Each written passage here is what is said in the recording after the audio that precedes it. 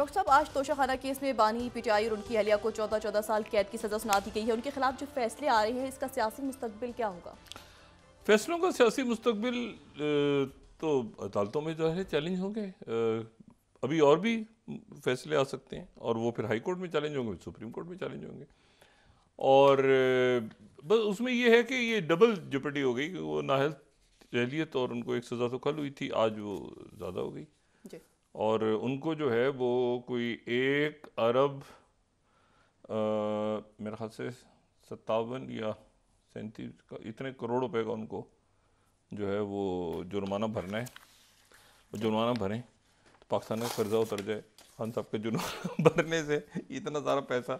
बहरहाल ये है कि ये जो है ये चैलेंज होगी, हाई कोर्ट में चैलेंज होगा, फिर सुप्रीम कोर्ट में चैलेंज होगा और उसके बाद फिर देखते हैं कि ये मामला कैसे आगे बढ़ते हैं। मुल्क सियासत के देखें, मैं ये बात दोबारा हमारे इलेक्शंस में अब रह गए हैं 7 दिन और पाकिस्तान इस जमहूरी सफ़र से आगे गुजरे खैरियत के साथ, लेकिन पाकिस्तान के बतौर रियासत में फिर दोबारा उस बात पे हूँ कि मईशत और सिक्योरिटी और ख़ारजा पॉलिसी और मईशत उस वक्त ठीक नहीं होगी जब तक अक्रॉस द बोर्ड इस्लाहात नहीं होंगी और अक्रॉस द बोर्ड अकाउंटेबिलिटी नहीं होगी और बाहर से लोग आते जाएंगे, पैसा देते जाएंगे, उस पैसे के नतीजे में करप्शन बढ़ती जाएगी, करप्शन के नतीजे में इन्वेस्टमेंट्स रुक जाएंगी और ये मामला एक घन चक्कर के तौर पर। तो ये ऑल ऑन नन होना चाहिए, या तो किसी की भी अकाउंटेबिलिटी ना हो या फिर हो तो क्रॉस द बोर्ड हो।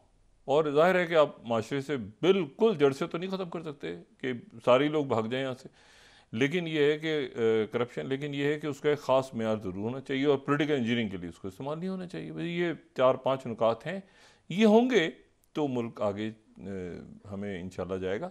नहीं होगा तो फिर उसके नतीजे में आने वाले दिनों में आपको मज़ीद बेचैनी और मज़ीद प्रॉब्लम्स और ये सारी चीज़ें ना, तो अक्रॉस द बोर्ड अकाउंटेबिलिटी बहुत ज़रूरी है और पोलिटिकल इंजीनियरिंग नहीं होनी चाहिए उसमें। सही। और उसमें यह है कि क्योंकि लोग बहुत ज़्यादा पहले ही परेशान हैं अपने जो माशी मसाइल, और दुनिया भर में रिसेशन आ रहा है। ये जो 2024 है, ये तमाम दुनिया में कोई अच्छी मईशतें नहीं हैं। तरक्की याफ्ता मुल्कों की मईशतें भी जो हैं वो रिसेशन की तरफ जा रही हैं। तो ये साल ऐसा नहीं है कि सब कहेंगे जी ओ हो बहुत ज़्यादा जनाब किसी यूरोपीय मुल्क में प्रॉपर्टीज़ ख़रीदो तो ये ख़रीदो तो वो ले रहे हैं लोग, ऐसे पूरी दुनिया में रिसेशन है इस वक्त। तो इन हालात में पाकिस्तान में तो इतने अल्ले तलल्ले चलते भी नहीं है ना कि इतना इतना जो कुछ हो रहा है। और यहाँ पे तो मुझे नहीं पता कि इलेक्शन के अखराजात बहुत ज़्यादा हो रहे हैं, जो मतलब शायद ग्राउंड पे कम है लेकिन वो ज़राए ब्लाग में और उधर ज़्यादा नज़र आ रहे हैं। तो उन पर भी चेक होना चाहिए कि भाई ये कितना ख़र्चा हो रहा है और कैसे हो रहा है।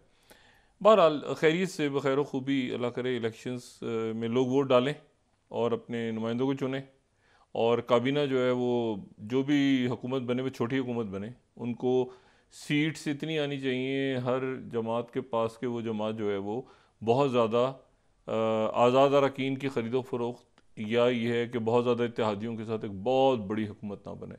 मतलब मेरी तो हम तो दुआई कर सकते हैं कि ऐसी हुकूमत हो जो कि थोड़े इत्तेहादियों के साथ अपनी हुकूमत को चलाए आगे, ताकि वो एक स्टेबिलिटी हो। बहुत ज़्यादा जो है ना वो ये ना हो कि जी वो 90 या 70 या 60 या इतनी बड़ी बड़ी काबीने बनानी पड़ रही। तो ये अगले हफ्ते तक इंशाल्लाह क्लैरिटी आ जाएगी इसमें। और बाकी ये है कि सज़ाएँ चैलेंज होंगी और बाकी मामला चल रहे हैं। तो ये तो देखें जमहूरी अमल हमारा किस तरह आगे चलता है।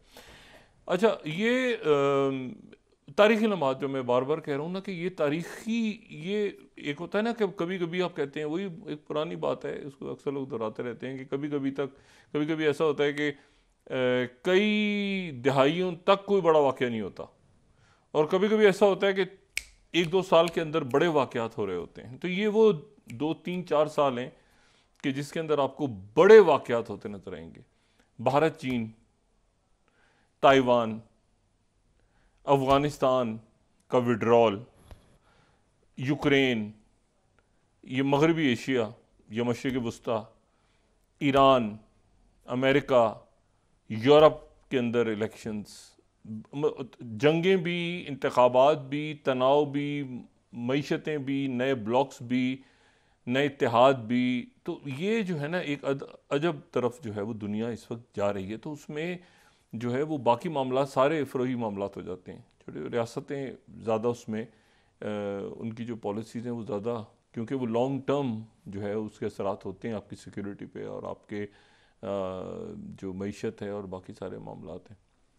तो इसलिए मेरा तो ख़्याल है कि ये मुल्क जिस तरह से आसपास के हालात से अभी तक पाकिस्तान अपने आप को ठीक लेके चल रहा है और उसकी मईशत भी उसी वक्त ठीक होगी जबकि उसकी फॉरेन पॉलिसी और इस मुल्क के इस्तेकाम, वो सारी बातें तो वही मैं बार बार दोहराना नहीं चाह रहा। लेकिन आज ज़रा देखें कि 24 घंटों में क्या हुआ है।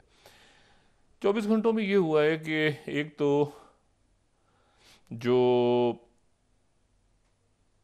ईरान और अमेरिका के दरमियान ताल्लुकात में कशीदगी तो पहले ही थी, कभी ऊपर होती है, कभी कम होती है, कभी ज़्यादा हो जाती है। लेकिन जब से ये अटैक हुआ है, ये जो टावर 22 के इलाके पे, और उसमें 3 अमेरिकन जो फ़ौजी हैं उनकी वो जहाँ मारे गए, तो उसमें जो है उसके बाद जो है वो प्रेसिडेंट बाइडेन ने ये बात कही कि जी हम तो रिस्पॉन्ड करेंगे। अच्छा, अब वो रिस्पॉन्ड करेंगे तो इशू ये है कि वो रिस्पॉन्ड, उन्होंने कहा कि हम रिस्पॉन्ड करेंगे। अच्छा, वहाँ पर एक ये बात भी है कि भाई देखें, पाकिस्तान के साथ मामला हुआ था तो पाकिस्तान ने रिस्पॉन्ड किया फौरी तौर पे। ये पाकिस्तान का बाकायदा जिक्र हो रहा है ये जो पिछले दिनों में कशीदगी, और फिर उसके बाद जाहिर है कि वो उनके वज़ीर ख़ारजा आए, फिर सफ़ीर वापस गए, हमारा बरादर मुल्क है।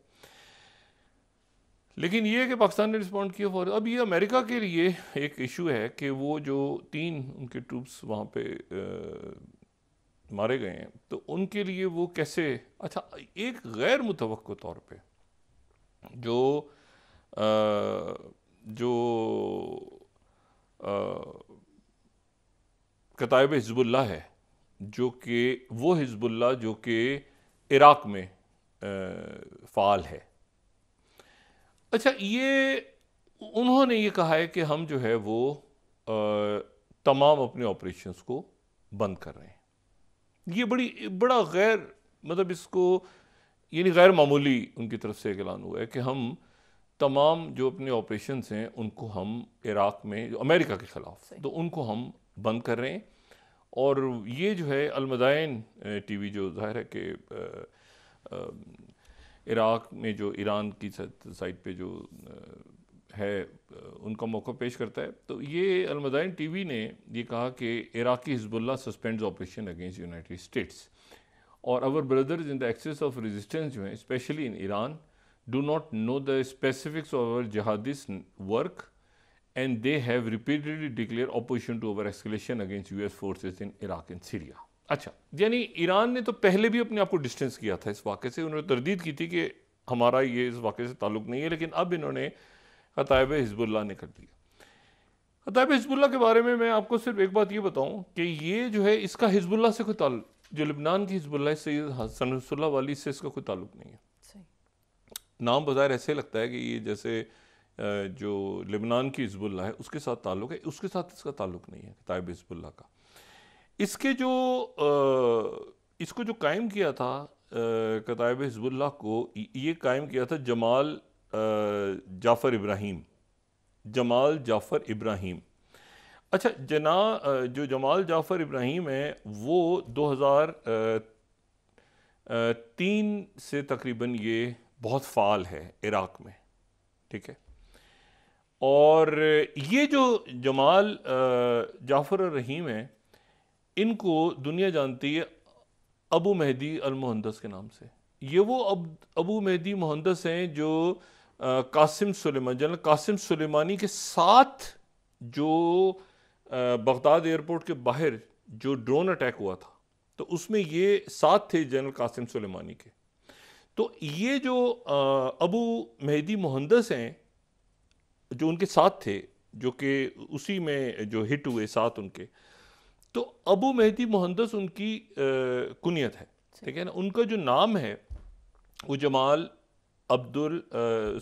जाफ़र रहीम। तो जमाल जाफ़र रहीम जो हैं उन्होंने ये बनाई थी। अच्छा, ये उससे पहले, अच्छा ये इराक़ और ईरान दोनों के ये नेशनल रहे, दोनों की इनके पास शरीयत थी। और ये जो है ये बड़ी यानी आप समझें कि ईरान इराक़ वॉर में इनका बहुत फाल किरदार था। और ये जो हैं ये बहुत यानी आप समझें कि यानी अमेरिकन्स जब आए 2003 में इराक़ में, तो बहुत ज़्यादा उनके ख़िलाफ़ जो कार्रवाइयाँ हुई अमेरिकन के ख़िलाफ़, उसमें ये बहुत इनका कलीदी किरदार था। और इनकी जो इनके ताल्लुक़ इनका बसरा से था। ये बसरा में इराक़ में पैदा हुए, लेकिन इनके वालिद जो हैं वो इराक़ के थे, वालदा इनकी ईरान की थी। तो ये बहरहाल बड़े, और फिर उसके बाद ये इंजीनियरिंग इन्होंने चूँकि की तो इसलिए फिर मुहंदिस भी इनको इनके नाम के साथ लगा। लेकिन मेरा सिर्फ कहना ये है कि, और फिर सद्दाम हुसैन के दौर में जो हैं ये बहुत ज़्यादा ये फ़ाल, एक बहुत फ़ाल जमात थी दावा पार्टी, दावा जमात यानी जो है वो हरकत दावा अल इस्लामिया, तो उससे ये वाबस्ता हो गए थे पहले और सद्दाम हुसैन के दौर में। और ये जो हरकतुल दावा अल इस्लामिया है, ये जो है ये इसमें मोहम्मद बाक़िर सदर जो कि मुक्तदा सदर के सुसर और सादिक सदर और इमाम मूसा सदर जो कि उनके जो है वो कज़न, वो भी इस दावा जमात में थे।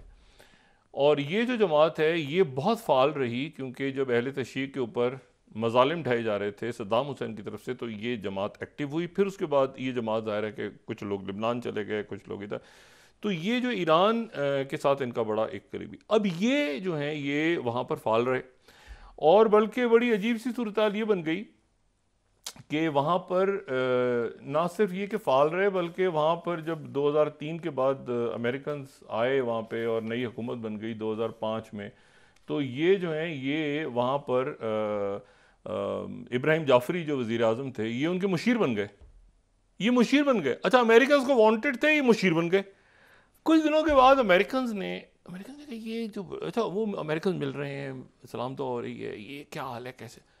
अमेरिकन ने कहा ये तो वही नहीं है जो हमारी फौजों पे हमला करते रहते, तो ये जो है, और ये वही नहीं है जो कि जिन्हें कोयत के शाही ख़ानदान के एक शख्स के ऊपर भी अटैक में ये मुलविस थे, और ये वही तो नहीं जिन्होंने फ़्रांस और अमेरिकन सफारत खानों पे जो हमले होते रहे माजी में, उसमें ये मुलविस थे। तो ये पता चला, तो ये जब खबर मिली तो ये वहाँ से इन्होंने रिज़ाइन किए निकल गए।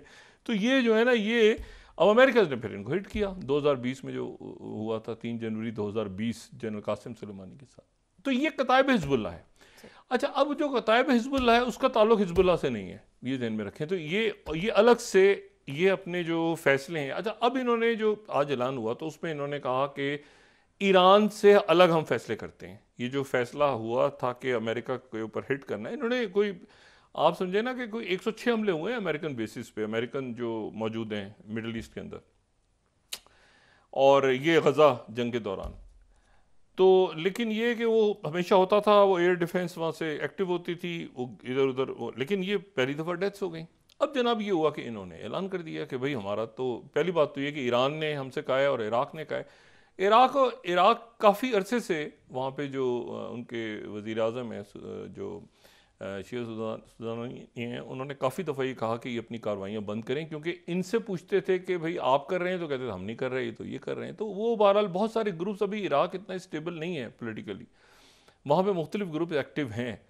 तो ज़ाहिर है उनके वज़ीर आज़म के लिए भी बड़ा मसला कि भाई किसको रोकें, क्या करें। वो एक मुश्किल, एक मशरिक़ वस्ता डिस्टेबलाइज है अभी भी। सीरिया में बशार अल असद के लिए बड़ा मुश्किल है संभाल के लेके चलना।